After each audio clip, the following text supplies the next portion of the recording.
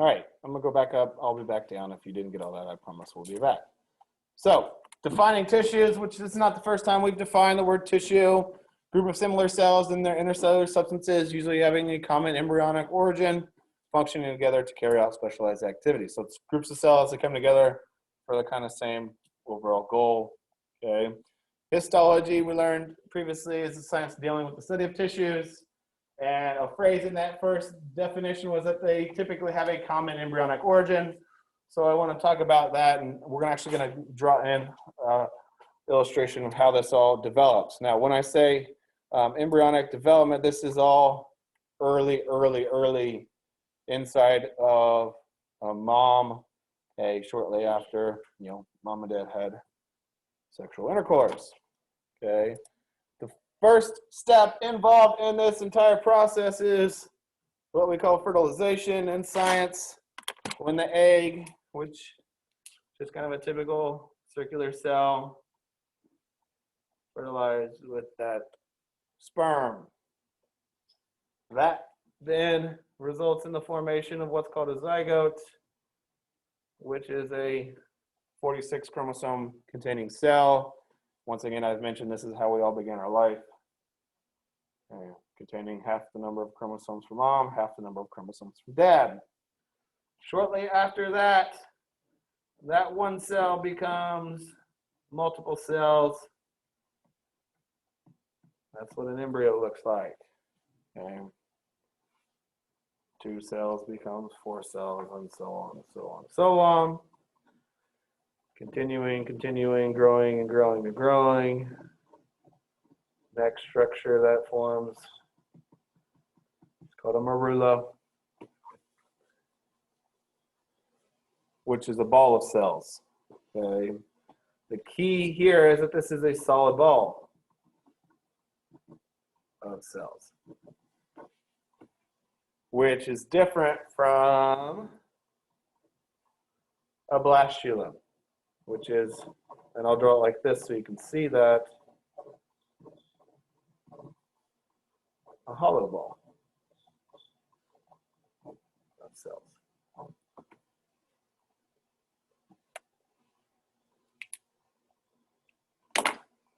And then this final step is where things get really cool. And this is where we first see tissues forming with what's called a gastrula. And this process is called gastrulation. You had to write down, or will write down if you didn't already. And I'm going to color it up so we can see it okay.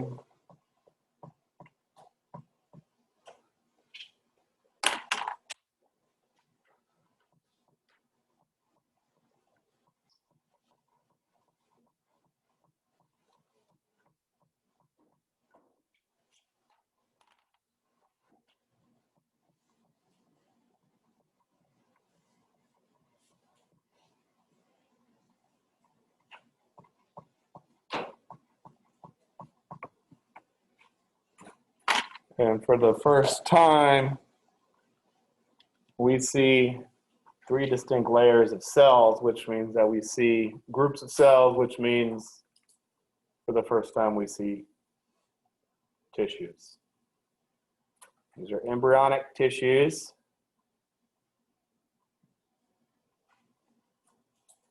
To me, it kind of looks like Pac-Man with 3 layers to it. And those 3 layers are the ecto, meso, and endoderm. The ectoderm is the outer layer, which I colored green. Okay. Mesoderm is the middle, I colored yellow. And then the innermost was the endoderm, which I colored orange. From those 3 original tissues, you can see the various structures, organs, and systems that develop from those. So these are the very important developmental tissues that, for example, end up becoming the epidermis of your skin, the lining of your mouth and rectum, and the nervous system for the ectoderm, and so on and so forth. pretty common sense. I would think that, your outside of your skin comes from the outside layer here of our little Pac-Man guy. The inside of things, like our digestive tract, respiratory tract, etc., come from the endoderm, the innermost. A lot of the middle parts of our body, muscles and bones and that kind of stuff, come from the middle layer in this case. Now, once again, these are embryonic tissues. Okay, this is super early in fetal life. Okay, I'm talking days here, not weeks or months or anything like that. Okay, because after a few weeks and months go by, the adult style tissues start to form and the adult style organs start to form. The other day we learned that there were 4 major types of tissues. What were those 4 major types of tissues? Anybody remember? Epithelial, good. Connective, muscle, and very good.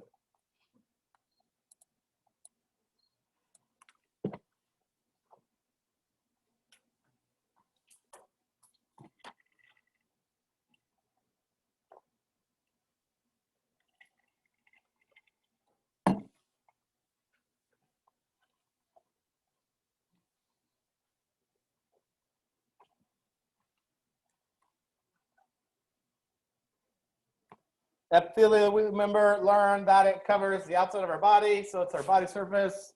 Lines our hollow organs, so it's like on the inside of our stomach, inside of our intestines, inside of respiratory tract, etc.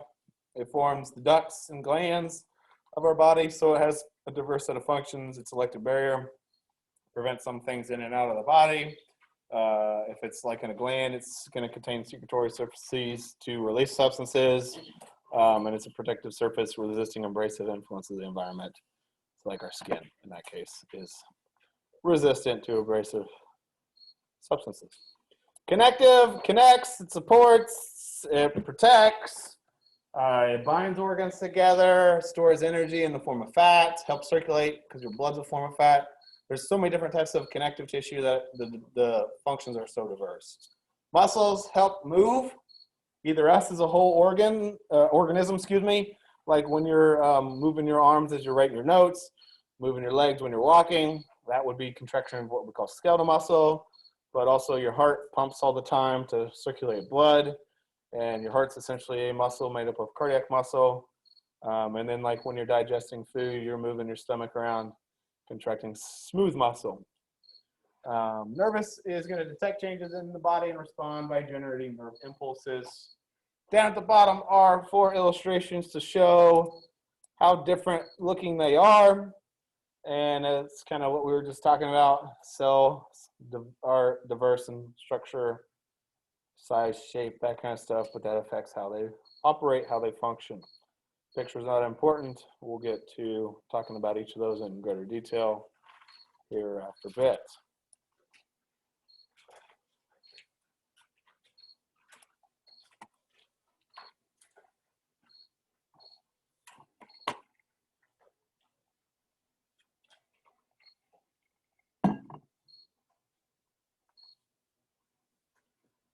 So we said a tissue is a group of cells joined together to perform a special function.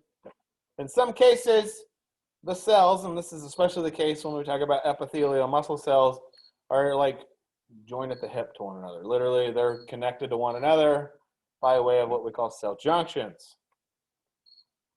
And there are 5 types of cell junctions, which is what you guys are writing out right now.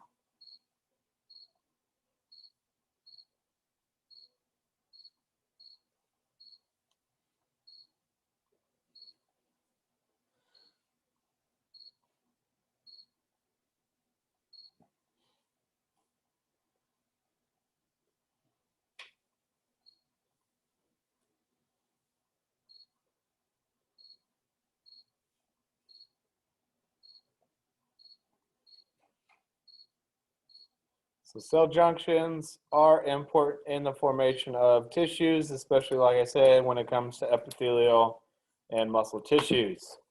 There are 5 different types of ways that cells connect to each other and to other things. The first are called tight junctions. where there are web-like strands of transmembrane proteins that fuse the other surfaces of adjacent plasma membranes together. And so what ends up happening are the cells are so connected to one another that they create fluid-tight seals, okay? Well, now the phrase fluid-tight, what does that mean? Something fluid-tight, it's not gonna what? Leak. It's not gonna allow water through, okay? So tight junctions will not allow the water to seep between the cells, okay? Which is super important when you have places in the body where you need to keep fluids. Remember the other day we talked about the pleural cavity around your lungs where there's fluid, the pericardial cavity where there's fluid. We want those fluids staying where they're at, okay? Not just leaking out of those spaces. So cells that line those cavities have tight junctions.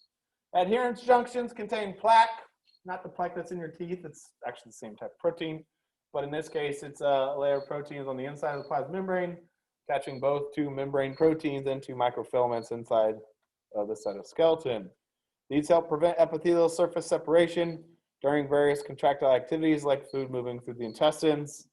So they help prevent the cells from just pulling apart, as like your intestines have to expand when food is pushing through, okay? Desmosomes kind of do the same thing.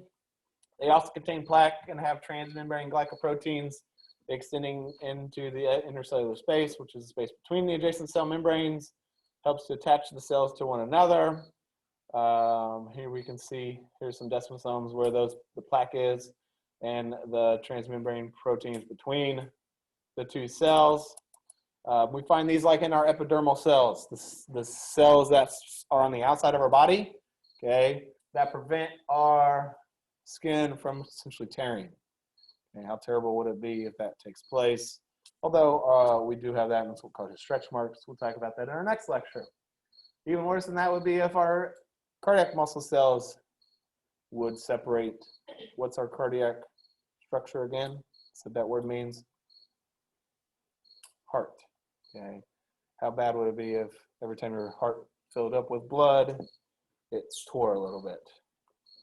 Absolutely terrible. Okay. Hemidesmosomes look a lot like desmosomes, except there's only half of a desmosome. Hemi means half. You can see there are two of them over here. Here's only one of them. The key with these is they attach not to other cells, but to a non-cellular substance called the basement membrane. And these guys are like anchors that hold a house to the foundation. Okay, you build a house, the first thing you have to do is pour the concrete that the house sits on, right? Then you just plop the house on and don't bolt it down. You have to bolt it down and keep it strong and secured to that foundation. Otherwise, you know, big wind or a tornado or something like that's just going to pick the house up and throw it. And that's what these guys do. They attach it to the basement. Okay. And then gap junctions are probably the coolest ones as far as functions go.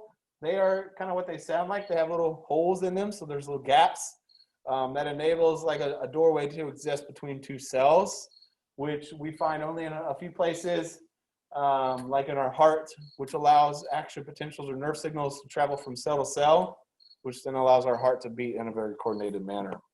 It's very cool. As far as the picture goes, don't worry about it. Just those 5 things that were discussed there at the top, the information.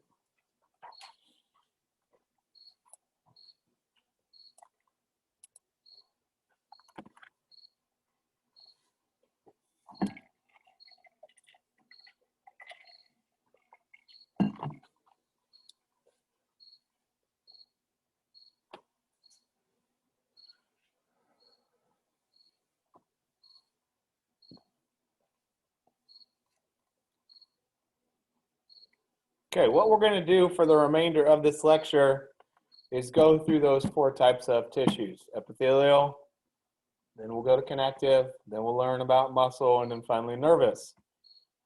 For all of them but nervous, there are multiple types, meaning that there are several different types of epithelial tissue, several different types of connective. There's 3 types of muscle. They're all similar in some ways. They're all very different in some ways as well. So we'll learn about their similarities, their structure, makeup, how they operate, how they function, okay, where they're at, that kind of stuff. you guys are writing out now are things that relate to epithelial tissue.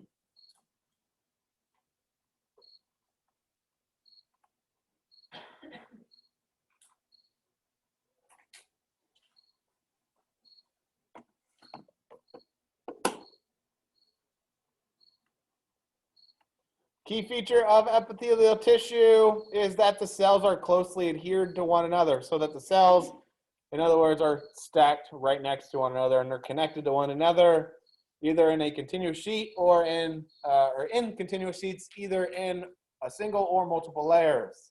Okay. Told you guys the other day, you can kind of think of this room like a cell. It's nice, squarish, almost rectangular shaped room. Okay. How many different sides to this room are there?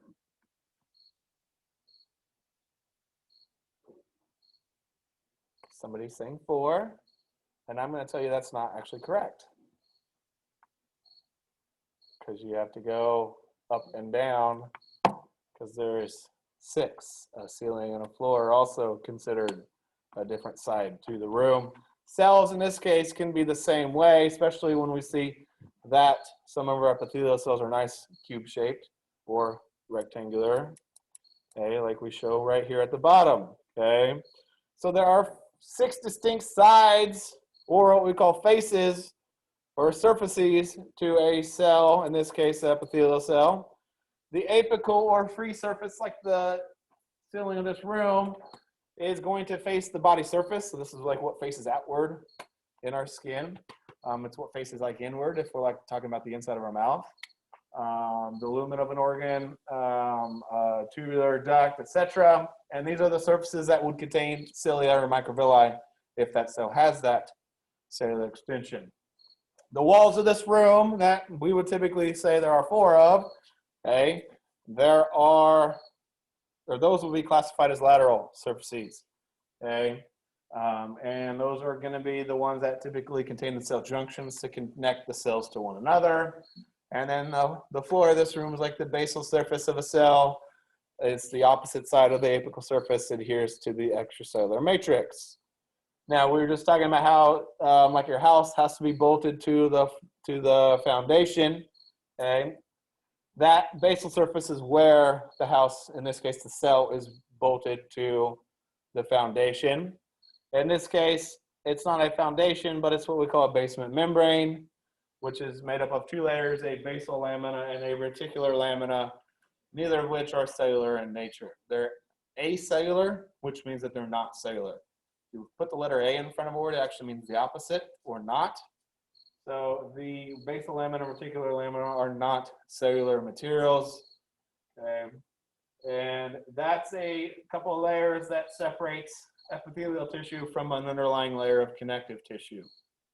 Because we always see that kind of general makeup, layer of epithelial, then this is the basement membrane layers, and then there's connective tissue on the other side.